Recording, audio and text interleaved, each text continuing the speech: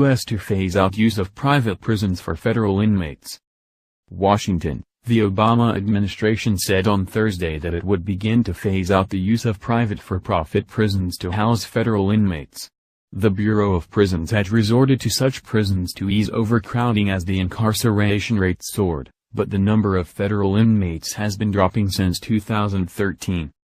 In announcing the policy shift, the Justice Department cited that decline, as well as a critical recent report by the department's independent inspector general about safety and security problems in private prisons. Private prisons served an important role during a difficult period, but time has shown that they compare poorly to our own bureau facilities, Sally Q. Yates, the Deputy Attorney General, wrote in a memo to the Bureau. Such prisons, she said, do not save substantially on costs, and they provide fewer rehabilitative services, like educational programs and job training, that are essential to reducing recidivism and improving public safety. Ms. Yates instructed the Bureau of Prisons not to renew contracts to use private prisons as existing ones expire, or to at least substantially reduce the number of beds that future contracts will provide. By May 2017, Ms. Yates wrote, the Bureau is projected to house just 14,200 inmates in private prisons, down from about 30,000 in 2013. There are about 195,000 federal inmates. They make up a small percentage of the roughly 1.5 million prisoners in state and federal facilities.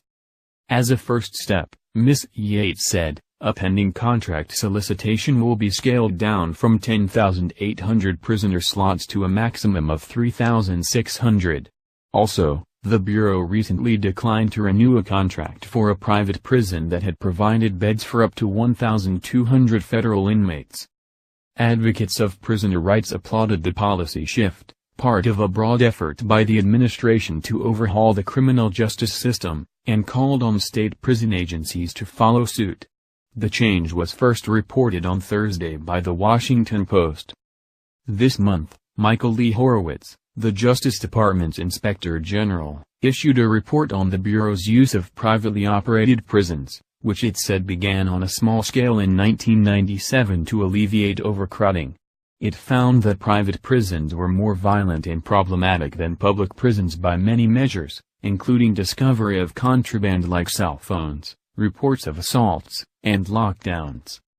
The Inspector General report said that the Bureau of Prisons spent $639 million on prison contracts in 2014, and it identified 3 corporations as running the private prisons used by the federal government: Corrections Corporation of America, Geo Group, and Management and Training Corporation. Isa Arnita, a spokeswoman for Management and Training Corporation, expressed disappointment in the administration's move and pushed back. She wrote in an email that if the decision was based solely on declining inmate populations, there may be some justification, but to base this decision on cost, safety and security, and programming is wrong. She cited a 2015 Bureau of Prisons report showing that it costs about $63 a day to house an inmate in a privately operated prison, compared with about $80 a day to house an inmate in a low-security public prison. While acknowledging the Inspector General's finding that private prisons have had a higher rate of violent episodes, Ms. Arnita said that was misleading because it doesn't take into account the vastly different inmate populations in contract and public prisons. The Bureau has tended to house in private prisons non-citizen inmates linked to gangs, she said.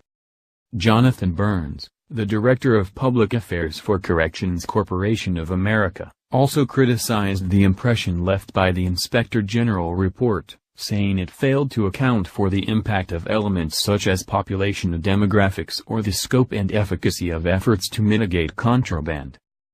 The findings, he added, simply don't match up to the numerous independent studies that show our facilities to be equal or better with regard to safety and quality, or the excellent feedback we get from our partners at all levels of government. But David Fathi, the director of the National Prison Project at the American Civil Liberties Union, called the policy change an important and groundbreaking decision, and he called on state prison agencies to stop handing control of prisons to for-profit companies as well. The step joins previous efforts the Obama administration has made to overhaul the criminal justice system. A generation ago, amid a rise in crime rates, state and federal lawmakers began passing tough-on-crime laws, including mandatory minimum sentences for drug possession. That led to a huge increase in incarceration rates. At the federal level, the inmate population swelled nearly 800% from 1980 to 2013, when it peaked at 220,000. As crime rates have now fallen to or near four-decade lows, political leaders at the state and federal levels and across the ideological divide, some focused on the cost to taxpayers, some on human costs, have increasingly agreed that too many people are behind bars. The Obama administration in its first term worked with Congress to reduce the disparity in sentencing for crack versus powder forms of cocaine. And in 2013, Eric H. Holder Jr., the Attorney General at the time, announced several changes intended to reduce incarceration, including a policy of not listing specific quantities of drugs in indictments, to avoid bringing mandatory minimum sentencing laws into play. Ms. Yates said that and other changes made in 2013 had helped reduce the federal inmate population, making it possible to start phasing out the use of private prisons.